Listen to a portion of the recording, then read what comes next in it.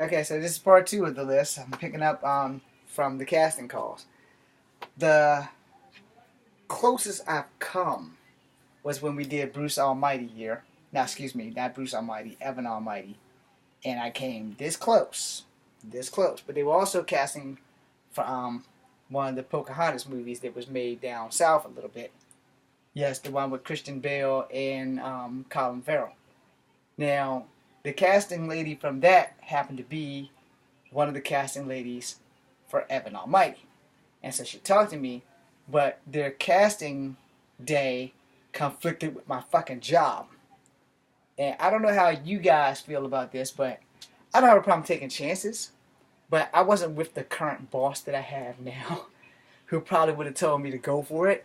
The boss I had back when that movie was being developed would have probably fired me. Because, no one really wants other people to elevate and leave them if they're doing good work, which is really kind of fucked up to hold somebody down if they have a chance to make it somewhere in life. And I talked with the lady after I was rejected for Evan Almighty. And she's like, we had a very strange conversation, so I'm going to give you the conversation. When she bumped into me, because I had just left out the room, and I had to wait for my partner and his wife, because they were doing it. I'm leaving their names off for legal ramifications and stuff.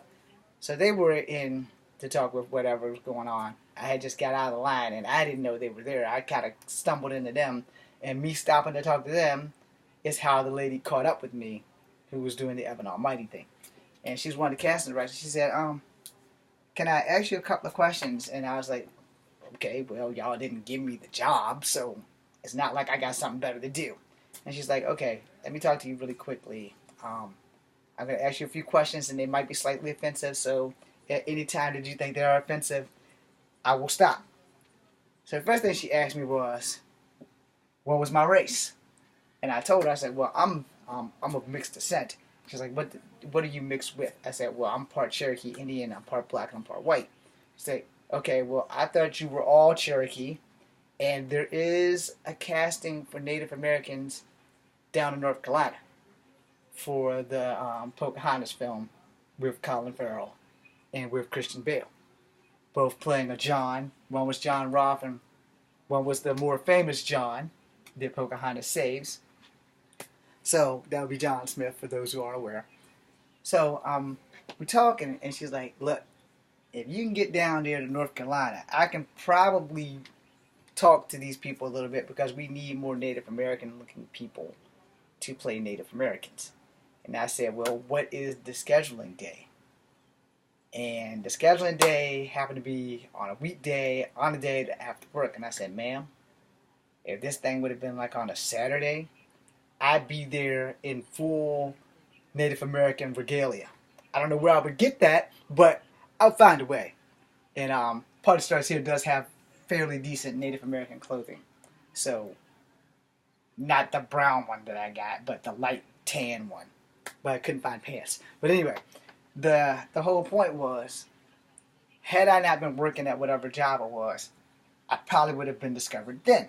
Because they were hosting for Native American stuff. And when they do these casting calls, you have to be very well aware that there is a list and that you may not be on it.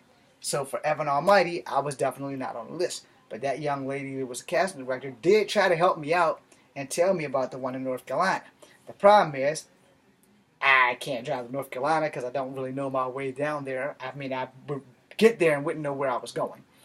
So, and I think it was Wilmington. I'm not going to swear to it. But it was being filmed down there. So I was like, okay.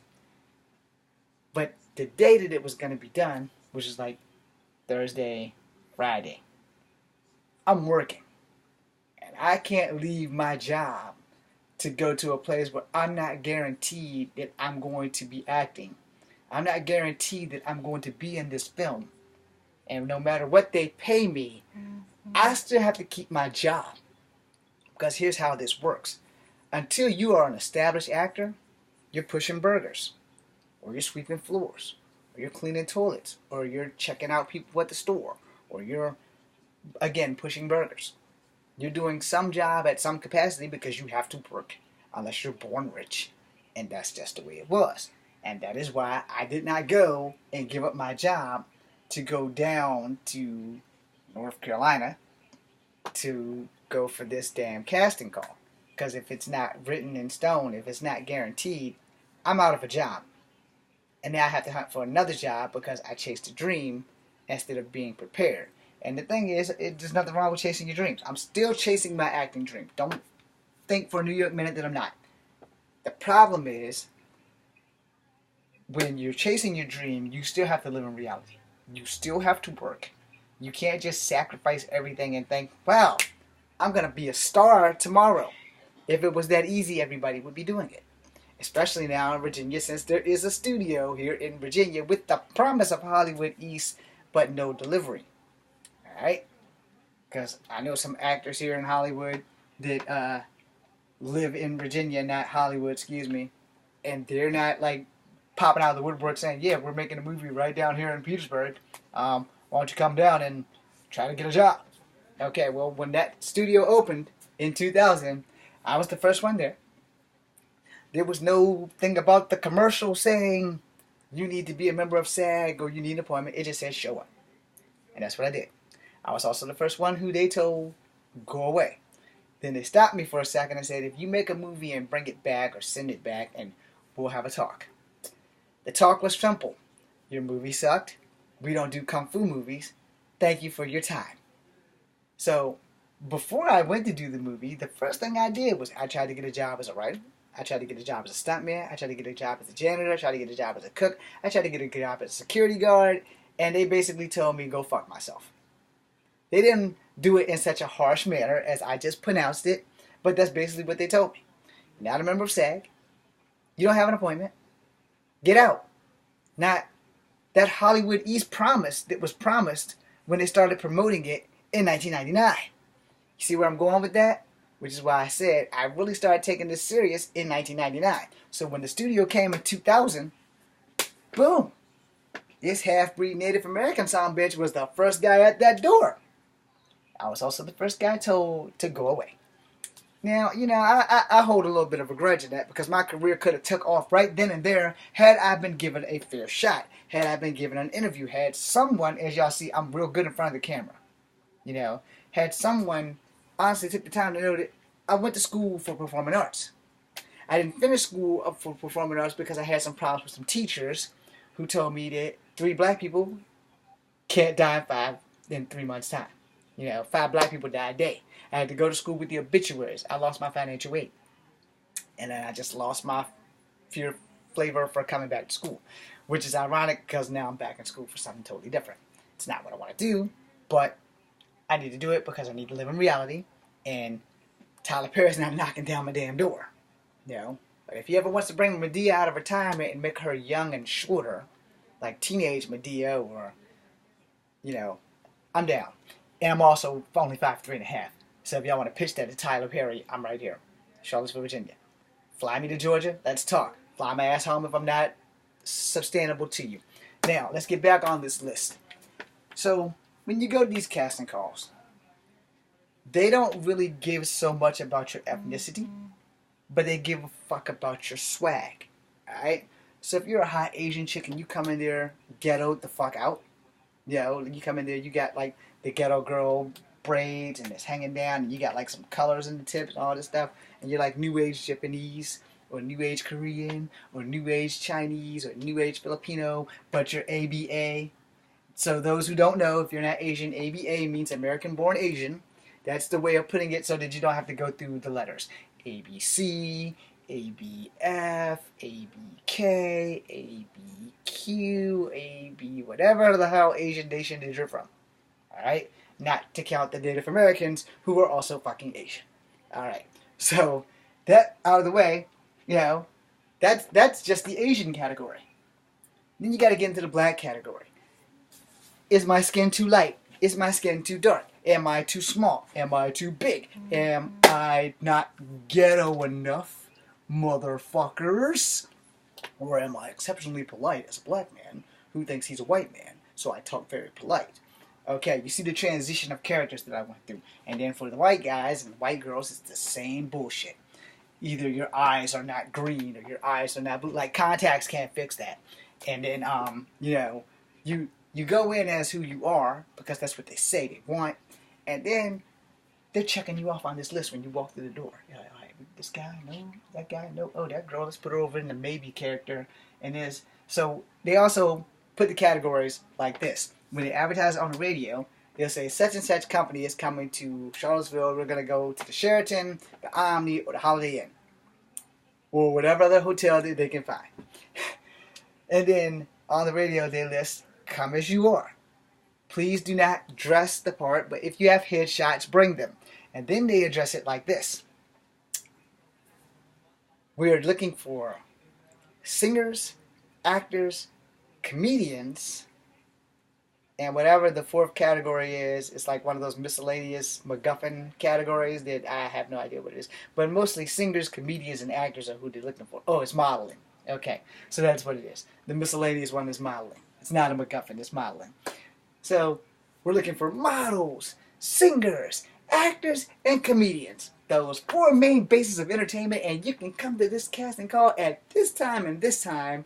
And when that's over, an hour and a half later, we do it again at this time and this time. And one time, I went to two of them in the same day. Well, what I did was I went home and changed clothes. And only one person caught on. It's like, did we see you before? I said, yeah, I was just here an hour ago. And what happened? I went home and changed and hoped that I could sucker my way back in. Well, that didn't work out because they seen me before. They realized who I was, and that was pretty much it. And there is a list, no matter what they tell you, because they're not really allowed to tell you. But one guy who really wanted to help me out told me. And what he told me was, if you really want to do this, you should try doing theater. I had to stop him right there and say, okay, look, I do want to do this. But every actor knows their limits. Theater is not for me. Because here's that thing on theater. First off, I'm color. Okay? Shakespeare has maybe one or two plays that has somebody colored in it. And a colored lead, the only one that they have is Othello. And secondly, the only Shakespeare play that I liked was A Midsummer Night's Dream. So if I'm not playing Puck, which is a prominent role, I don't want to do it. And if I got to play Caesar, I want to play the old man that's not a prominent role who tells Caesar beware of the Ides of March. Because other than that, I don't know Caesar. But I know that play. And I know that one part of that play because Mr. Strong's English class in high school, I volunteered for that one character because at the time I wasn't really trying to be an actor. I just wanted to be a cop. And so that little bit of Caesar, beware the Ides of March. Shut up, old man. You know, that was pretty much it. Theater is a whole other entity to itself. And if you're going to be a theater actor, hats off to you.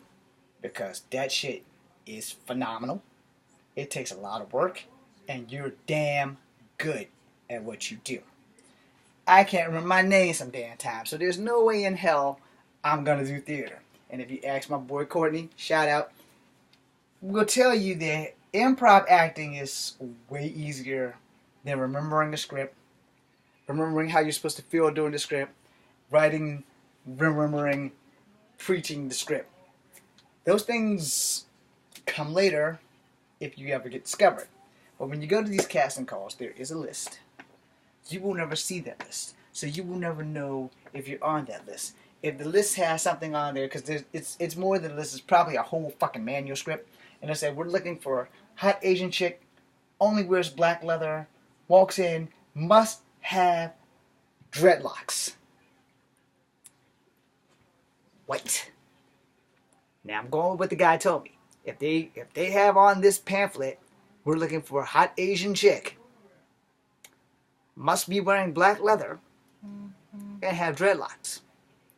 I'm sorry, I've never seen an Asian with dreadlocks. I'm still waiting for that to happen. And if I have offended any Asians with that, hey, that's what the guy was telling me. So, he goes into like detail on this list.